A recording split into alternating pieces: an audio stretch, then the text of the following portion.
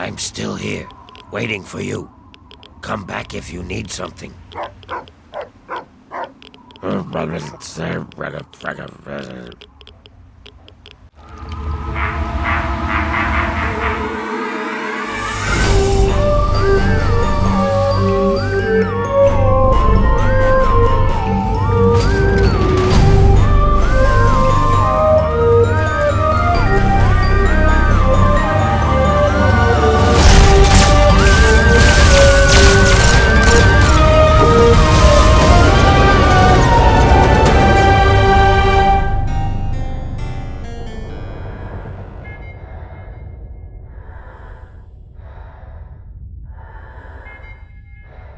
We've been exploring the ship, section by section, searching for the 3 generators we need to destroy to shut down some oxygen pumps to kill some aliens so that we can do a spacewalk. In our last episode, we explored the maintenance level and destroyed the 2nd generator in robot assembly. This leaves 1 generator remaining, and we find it in the Cryo lab. This time, we'll bring Elliot along with us. Hey Elliot, I need your help exploring the Cryo lab.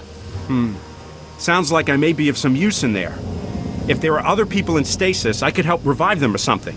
Just watch my back. To find the Cryo lab, we turn around and head south, towards the same room where we first found our companions. At the southern end of this room is a door to the Cryo lab. On the other side, we open up a large circular door to enter a huge chamber, patrolled by 1 alien.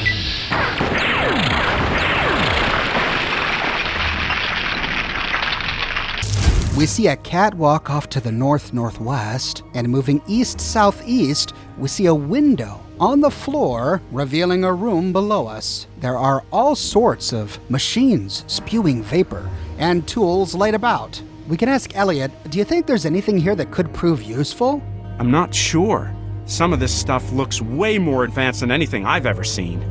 Let's keep an eye out for any kind of materials or equipment I might be able to adapt for humans. We'll have to keep our eyes open. Next to this window on the ground is a release mechanism, but before we can tag it, we get noticed by aliens from the tunnel to the west.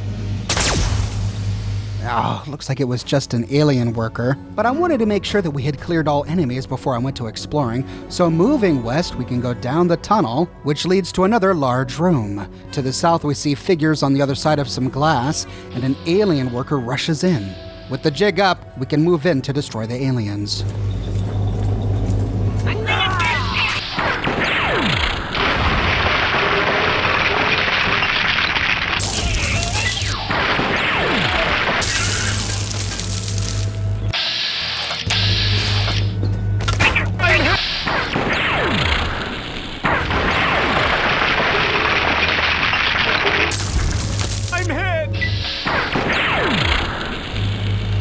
This room has another large glass window in the middle of the floor, but we see what must be pods in there. I wonder if there's any way to release these. Exploring this room, we move to the western corner where we find another control. This gives us recorded log number 2. What? What the fuck is this thing? You got some kind of Martian sex machine, you sick fuck? Oh, no way! Ah! God damn it! Fucking crazy ass moonman! Go ahead! Do your worst!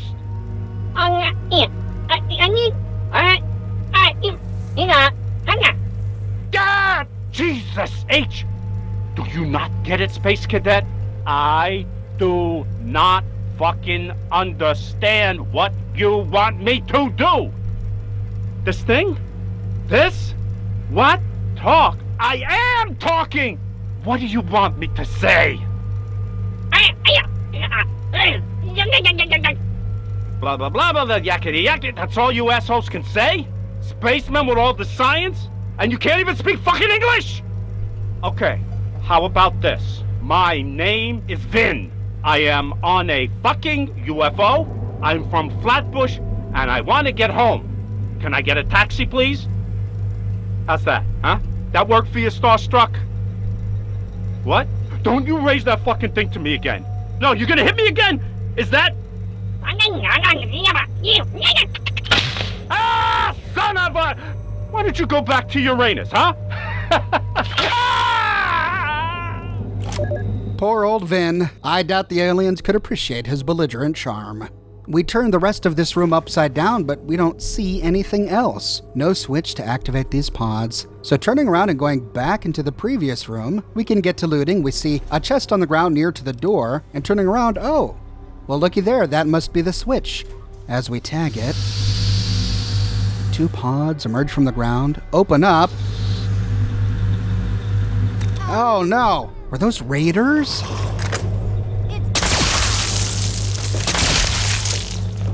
One was a feral ghoul and the other, sure enough, was a raider. Seems the aliens aren't content to kidnap normal people. They want to collect and categorize all types of fauna on planet Earth. Well, with this room clear, I want to go back and explore that first room that we bypassed earlier. So heading back east down the tunnel, we can head back to that window in the floor where we found that release mechanism. Tagging it, turns off the force field door. Okay, well now we just need to find a way down there. To do so, we can head north along the catwalk. We find a chest against the wall and a deactivated teleportation device on the ground. But that's it for this wall, so to go down a level, we have to go back across the catwalk and down some stairs. Exploring this room uncovers some alien epoxy on a shelf, and just next to it a bunch of alien crystals. This room opens up through a doorway to the south, and here we can access the room that we unlocked from above. We see the window directly above us. In here, we find Radex and scrap on a table, a crutch on the ground, some alien biogel next to a table where we find some ammunition. There are 2 chests next to this, as well as another control. This gives us Alien Captive Recorded Log number 4. Oh, I see. Like a tape recorder, right? You just want me to talk. I can do that, certainly. Hello there. I'm Madeline Wallace. Of the Cincinnati Wallaces?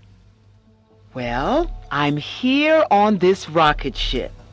I'm with the strange men, the spacemen, the ones who brought me here. My entire family is on board, actually. My husband, Roy, my daughter Margaret, and my son Arthur as well. Oh, you should see Arthur. He's so excited. He says this is much better than the things they show on the Captain Cosmos. And I have to say, I agree. Everything is so fantastical. I can only hope our captives have been talking with Uncle Sam. Because with these doohickeys, we'd have the Reds beat in no time.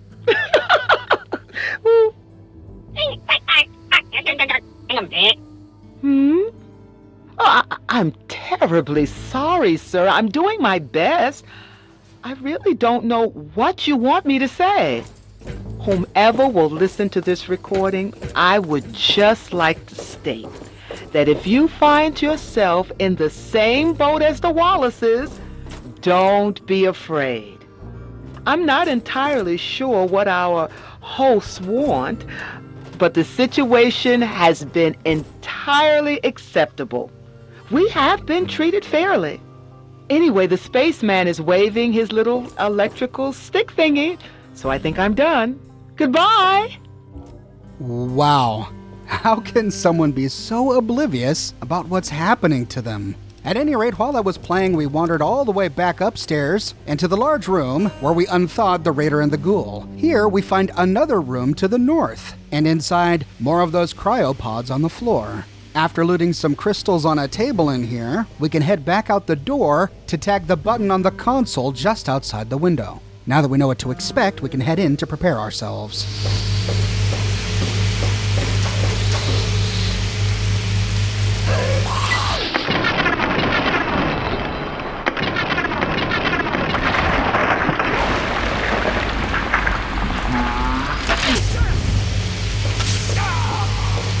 A feral ghoul reaver, and another raider. Heading back out, the last thing we find is a healing arch in the middle of the room, and the only way to proceed from here is to open a big circular door to the west. This leads to a long tunnel. As we wind our way to the other end, we see aliens in a room to the north.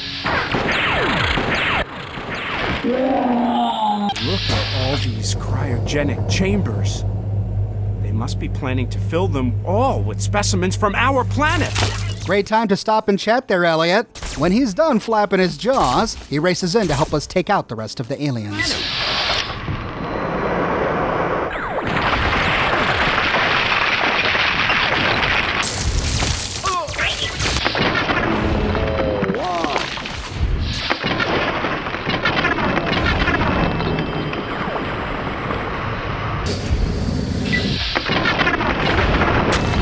As the dust settles, we see that we're in a huge room surrounded by even more of those cryopods. I bet we can open up some of them. We just have to find the right switch. Before we enter this room, we passed a hallway in the last one. So heading back, we can open a door to the west, where we find a small room, lots of food laid out on the tables, and a door-controlled terminal on a wall to the south.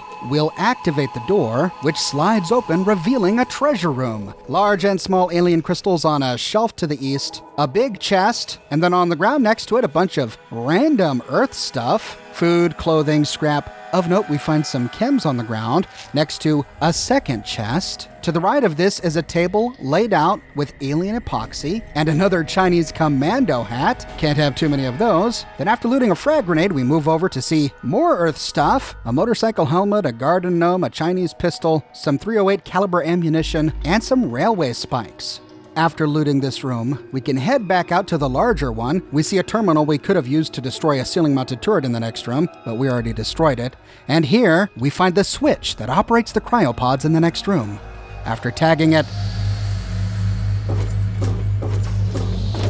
More raiders.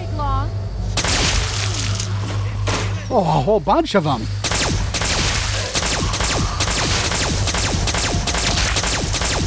Thankfully, they all began to attack each other.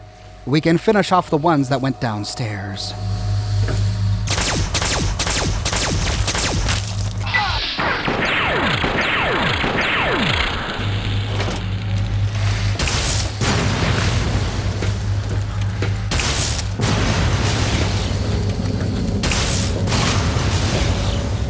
It wasn't until I began editing this footage that I realized that this experience is probably intended to be enjoyed by activating the switch before running in to kill the aliens, whereupon we would see raiders and ghouls all attacking the aliens in a huge fracas.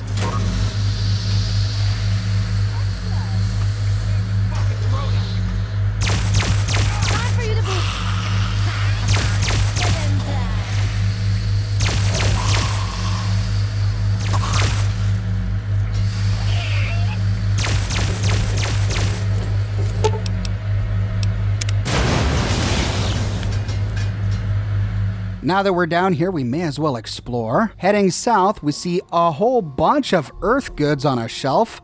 Look at this. Clothing next to a Tesla power helmet, next to a plasma pistol, combat armor, a whole bunch of ammunition, pre-war money, bottle caps, raider armor, a sawed-off shotgun, and chems. If we turn around and head to the southeast, we find another wall covered in goods. Plenty of more raider armor, a recon helmet, darts, ammunition, chems, some recon armor, microfusion cells, and a bunch of scrap. And then, if we turn around and go to the north, we find yet another wall covered in goods. A laser rifle, an ammo canister, a suit of T-45D power armor, frag grenades, an assortment of clothing, chems, a T-45D power armor helmet, and a bunch more scrap. The Tesla power armor helmet is a great item to find, but it's not unique. We can find these being used by the Enclave back in the Capital Wastelands, so I won't cover it here. When done looting, we can head back up the stairs. To move forward, we go north down the catwalk and through a door down the hallway. Our path to the right is locked, so instead we'll turn west. At the end of this hallway, we find a door to the east, which leads to another room. We see aliens doing something on the other side of some glass, but we can't shoot through it. Is that some kind of operating room? Wait a minute. What the? No. No! That's my squad in there! What the hell are the aliens doing to them? Elliot races for the console. You green bastards, get your hands off them! There has to be a way to release their containment seal. Maybe there's a button or something on this console. How do you like that, you fucks? How does it feel to be on the other end for a change? Elliot froze them to death. Experiment on this, you sons of bitches! Never underestimate the wrath of a field medic, apparently. In this room, lying out on operating tables, are 3 corpses. We find the corpse of Corporal Spurlock, Corporal Reams, and Private Mears. And we learn that these were Elliot's squad mates. Oh my God, no. I can't believe they did this to you. Why wasn't I here sooner? I could have stopped them. That's it. I'm sick of running. Let's finish these aliens off and get the hell home. Well, we can't do anything to help them now. We see a shelf covered in loot to the east, 2 advanced radiation suits, rad-X, pulse grenades, frag mines, shotgun shells, and then moving southwest, we find another shelf. This one just has pre-war money, a metro ticket, and a variety of scrap and clothing. On the back northern side of this room, we find another control. This gives us captive recorded log number 11. Private Lawrence Mears, U.S. Army Medic, serial number 3476511. Private Lawrence Mears, U.S. Army Medic, serial number 3476511.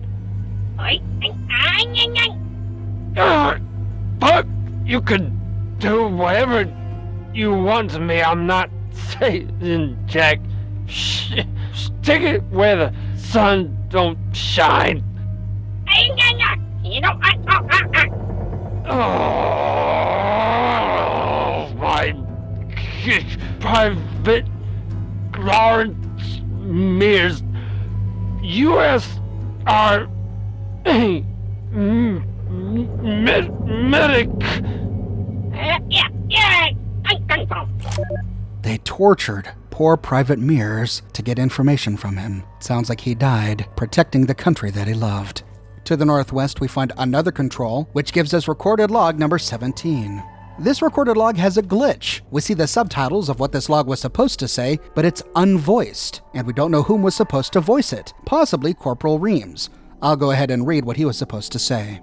Our defenses consist of 3 battalions of light infantry, 34 pieces of field artillery, 108 armored vehicles, and 42 aerial vehicles. We have 38 ICBMs always on alert and ready to fire when the word is passed down from the White House. The codes to activate the launch sequence are... Oh, no, I can't let you. Get out of my head. The codes are... no, I can't betray. My head. I can't. I won't.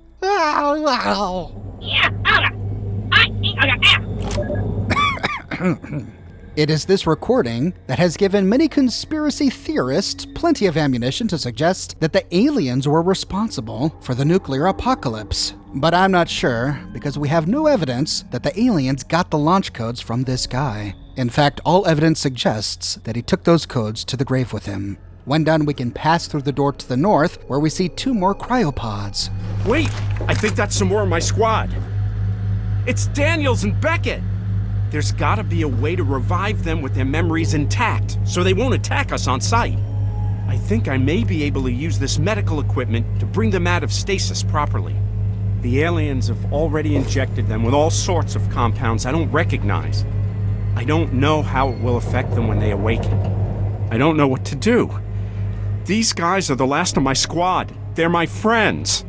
If I revive them, maybe they could help us. I'm not sure they'll last very long, but if we leave them... You saw what the aliens did to the others! Gosh, I don't know. How long can they last if you revive them? I don't know for certain. I can get them on their feet and moving for maybe a few minutes at best. There's no way for me to tell what the aliens have already subjected them to. I can't understand these readouts. Their pain could be horrible. This technology is out of my league, so I'm just going to have to improvise. It's the best I can do. Well, maybe we should just leave them here. It's too late for them. Well, we have to do something. We can't just leave them in there like some sort of lab rat to get poked and prodded and cut open. We have to either let them fight and die like soldiers, or at the very least, put them out of their misery. Well, you're right. We could always just put them out of their misery. Yeah, I was considering that too. We can't let the aliens experiment on them anymore. It just isn't right. But maybe we should give them a chance to fight with us. It's better to die that way than to live through years of agony. Well, Elliot, I think I've decided what we should do. Thanks. I'm really not sure what's best for them. What did you decide? We have 3 choices here. We can pass a speech check to say, "We have an objective, soldier." We leave immediately. I guess you're right. Let's get the fuck out of here. In which case he runs off and we leave them here. Or we can say, "End it. Put them out of their misery." I suppose you're right. Don't worry. They won't feel a thing. The tubes are filled with an oxygen compound to sustain them. If I just shut it down, they won't feel a thing. That's it then. They're gone. Rest in peace, men. You deserve it. In which case, Elliot turns off life support and they die. Or we can say, revive them and let them fight with us. Just remember, they won't be alive long, so we need to keep moving as fast as we can. I'm going to need to watch their vitals carefully as I use the medical console to pump them full of the correct fluids and bring them back. When I give the signal, you open the tubes with that switch. Don't open them until I tell you, or the results could be unpredictable. We can completely ignore Elliot here and activate the switch anyway. What the hell are you doing? Don't press that! If we do, both soldiers run out frenzied. They look for any weapons they can find, eventually finding shock batons on a dead alien, and then they proceed to fight each other to death.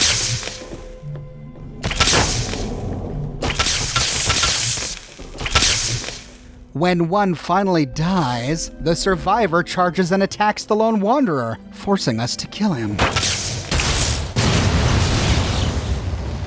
What the hell did you do that for? There might have been a chance to save them. What the fuck is wrong with you? If you don't trust me enough to listen to me, why did you drag me down here with you? Oh, forget it. It's too late now. They're dead, and there's no way to bring them back. Let's get the hell out of here. Poor Elliot runs off beside himself. But if we followed Elliot's instructions, and instead of tagging the switch immediately, waited for him to give us the go-ahead. Okay, let's see. This must initiate the thawing process. Okay, blood pressure looks normal. Heart rate, normal enough. Whoa, I hope to God this works. Open the tubes. If I did everything right, they'll still be alive.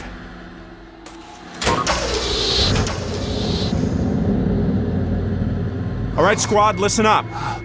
I know you have no idea what's going on, but you just have to trust me. Rearranged my insides. We were captured by the aliens, the things What that grabbed happened us to from us? Anchorage. And now we're free.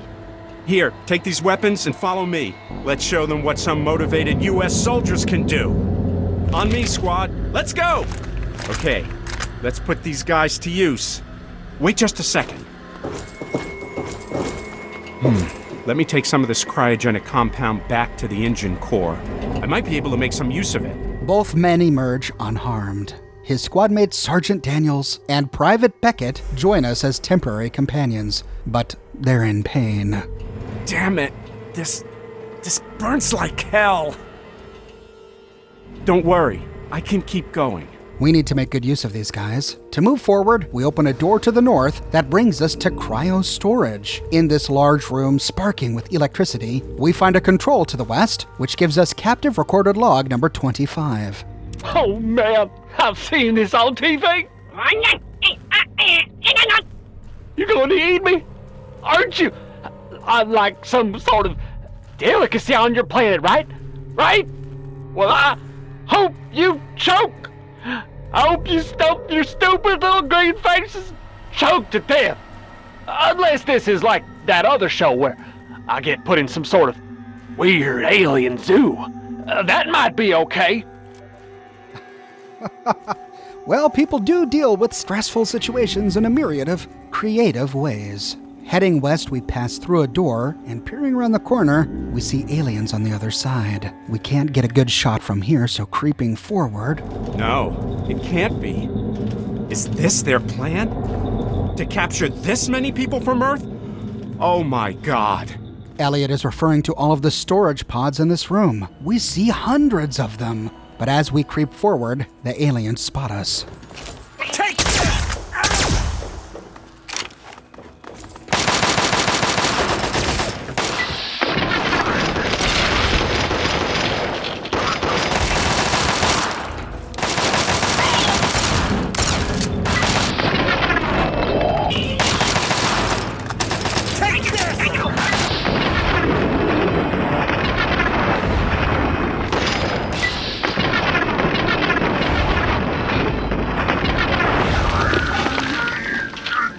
The battle draws the attention of other aliens on the other side of this huge chamber.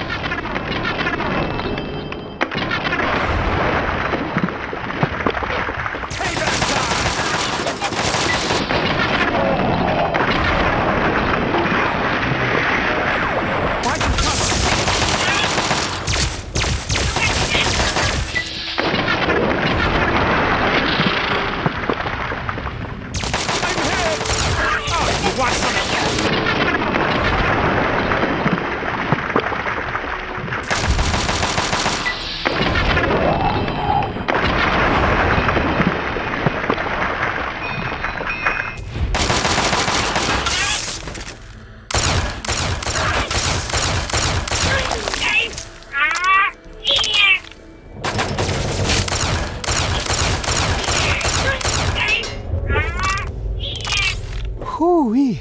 We survived. But oh no, not Sergeant Daniels. We find his corpse lying on the ground, but it looks like he didn't die to the aliens, but instead finally succumbed to the thawing process. On his corpse, we find a full suit of winterized medic combat armor. This is the only way to get the suit without stealing it from Elliot or killing him. But it looks like for the moment, Private Beckett is still alive. We see controls near to some of the cryopods on this upper level, but tagging them doesn't really do much. I tried releasing all of the ones on this level, but nothing happens. So instead, we'll go down the steps to the northeast to explore this ground floor. And my goodness, Elliot wasn't kidding. Look at all of these pods. Exactly how many humans did this alien species plan to abduct? This bottom floor connects to the other side through a tunnel that goes beneath the catwalk. These bottom levels are intimidating, but we don't find much here. So turning north, we can go through a door to find a hallway. We find some alien epoxy on a table to the east, and turning around, we find a chest on the ground to the west. This room connects to another room through a doorway to the north, and here we find 2 cryopods with super mutants inside. They've even abducted super mutants. We don't see any way to release them in here, but heading to the west, we can go down a hallway back to the western side. Turning south, we find a control against the wall, which gives us captive recorded log number 16. I'm Holly Beresford, a linguistic specialist for the USSA. I think I'm beginning to understand you, but you need to stop shocking me. Damn, I wish you could understand me. Do you understand? That's it. You get it. I mean you no harm. I just want to learn how to speak with you. Then perhaps we can discuss what you need from us. What are you doing with that needle? No, get it away from me. No, please. We can be friends. You don't need to. Part of me thinks that even if the aliens could understand us, they wouldn't care. After looting some alien epoxy on a nearby table, we can go back up the stairs. If we head to the eastern side, we see a switch all by itself, which doesn't appear to be connected to any one cryopod. Pressing it, nothing seems to happen, but wait. Now try and hide from this! We hear super mutants to the west. Heading that way, sure enough, we've released the mutants, and they're super mutant overlords.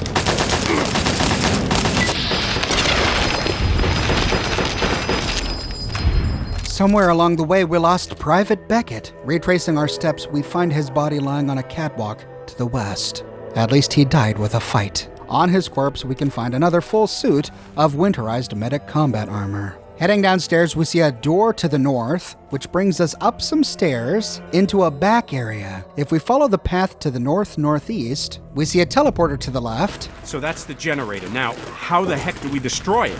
And the generator behind us. Well, we know how to deal with these by now. Punching the switch, the cylinder in the middle rises. We can then go around and activate each of the 3 core coolant switches. When done, we stand back and watch.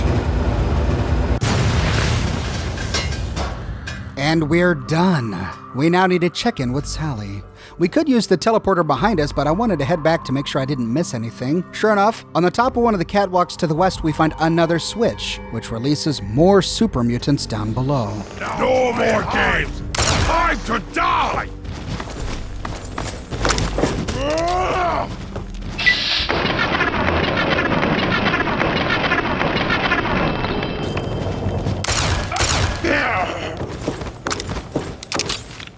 Oh, you want some of that?